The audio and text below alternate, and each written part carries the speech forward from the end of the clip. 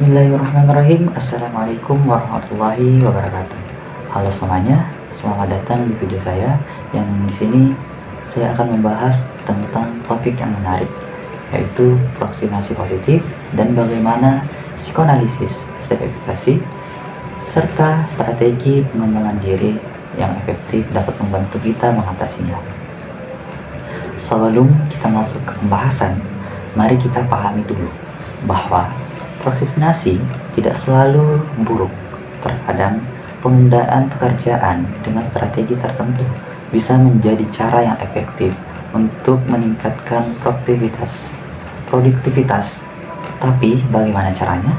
Mari kita bahas bersama.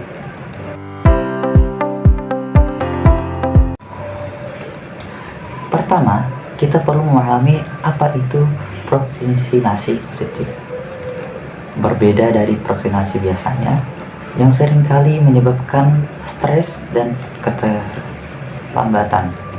Prokrastinasi positif adalah penundaan pekerjaan secara sengaja untuk memberikan waktu lebih banyak dalam merencanakan dan mengembangkan ide.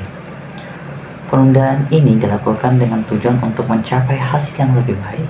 Misalnya, ketika kita menghadapi tugas besar, memberikan jeda waktu untuk refleksi dapat membantu menghasilkan solusi yang lebih kreatif dan efektif.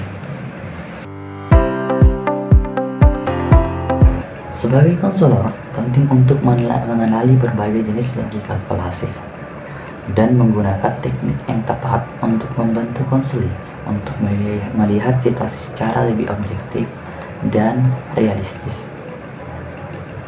Sekarang, mari kita hubungkan proses prokrastinasi dengan psikoanalisis. Menurut teori psikoanalisis, perilaku kita dipengaruhi oleh alam bawah sadar. Dalam konteks prokrastinasi, ada kemungkinan bahwa rasa takut akan kegagalan atau tekanan dapat mendorong kita untuk menunda. Sebagai konselor, penting untuk membantu konseling mengenali apa yang ada di balik perilaku prokrastinasi mereka, termasuk mengidentifikasi pikiran dan emosi yang mungkin memicu penundaan tersebut. Selanjutnya, mari kita bicara tentang self-efficacy atau keyakinan diri terhadap kemampuan untuk menyelesaikan tugas tertentu. Individu dengan self-efficacy tinggi cenderung lebih percaya diri dalam menghadapi tantangan, termasuk mengelola waktu dengan baik. Jadi, bagaimana meningkatkan self-efficacy? Ya, salah satu caranya adalah dengan membangun pengalaman sukses kecil yang dapat memperkuat rasa percaya diri. Misalnya, membagi tugas besar menjadi langkah-langkah kecil yang lebih mudah dikelola.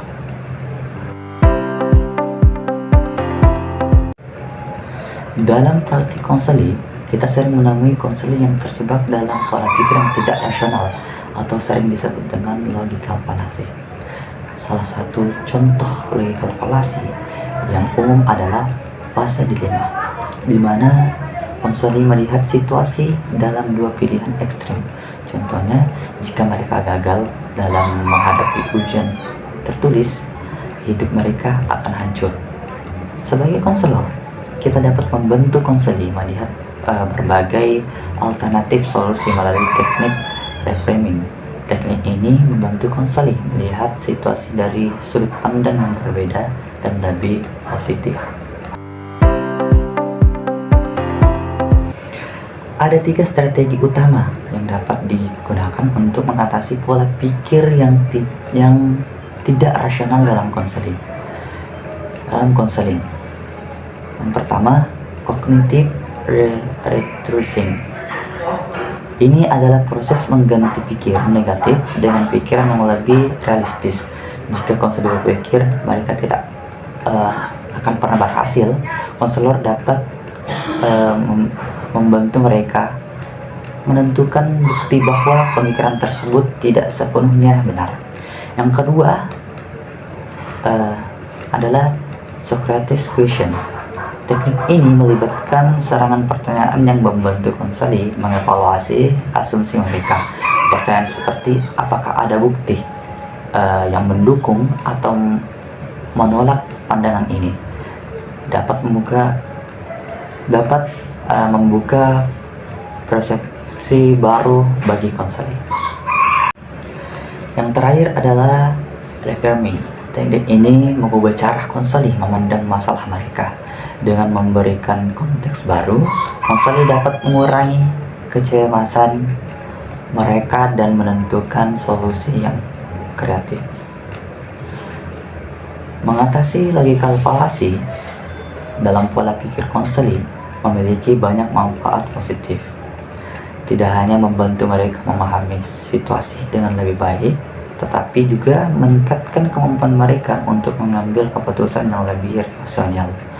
Selain itu, proses ini memperkuat hubungan antara konselor dan konseling, menciptakan pengalaman konseling yang lebih bermakna dan bermanfaat. Demikian pembahasan kita tentang bagaimana vaksinasi positif, psikoanalisis, dan self-efficacy dapat digunakan dalam konseling untuk membantu konseling mengatasi masalah mereka. Ingat, konseling adalah tentang membimbing konseling menuju cara berpikir yang lebih rasional dan produktif. Terima kasih telah menyimak videonya. Sampai jumpa di video selanjutnya.